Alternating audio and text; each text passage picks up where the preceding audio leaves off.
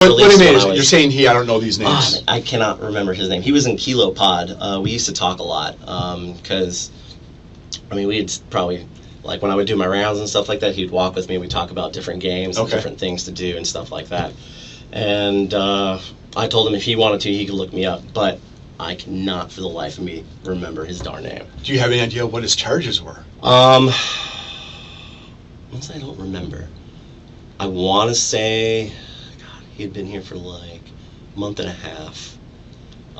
He was originally from Kansas. That's where his mom lives. And he said he was going back out to Kansas as soon as he gets there. And we talked about like, hey, you know, when you get back out there and get yourself established, get yourself a computer. We can play some video games online and stuff like that. Cool. And so it's just, I mean, that. But he never reached out. So therefore, I can't. Like, people's names are really hard for me to remember. But I know he has my full name. So if he ever wanted to, he could. Okay. What female inmates have you spoken to like you did with Miss Andrea?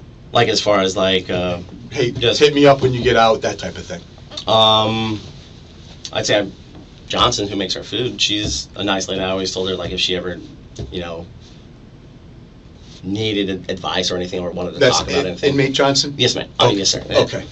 She does workforce or something? Yeah, she's workforce. She's really, really nice. I just look at her. She's kind of like a, I would say, like a mother figure that kind of just went on the wrong ways of things. And I always think it's nice to keep a human level of contact with people, to be like, hey, look, you know, just because you're here doesn't mean you need to keep coming back.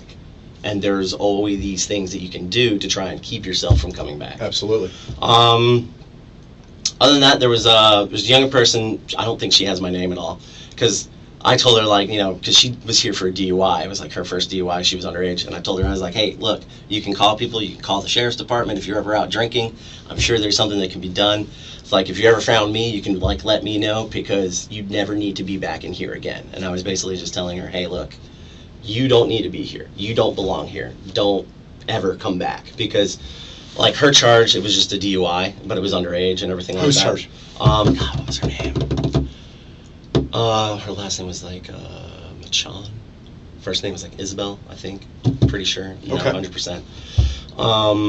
But yeah, her charge was DUI, and I basically just was telling her, like, hey, look, you don't need to come back here. You don't need to do anything. You have so many things. I was like, there's Uber, there's Lyft, there's call a friend, phone a friend, there's the police department, because I know police departments in the past used to have programs where they would drive people home. I was like, you can call the police department, preferably on the non-emergency line, and be like, hey, I think Sidelines up in Canton has a sign that says, call the Canton Police Department, and they'll give you a free ride. Yeah, I told her, I was like, there's just so many options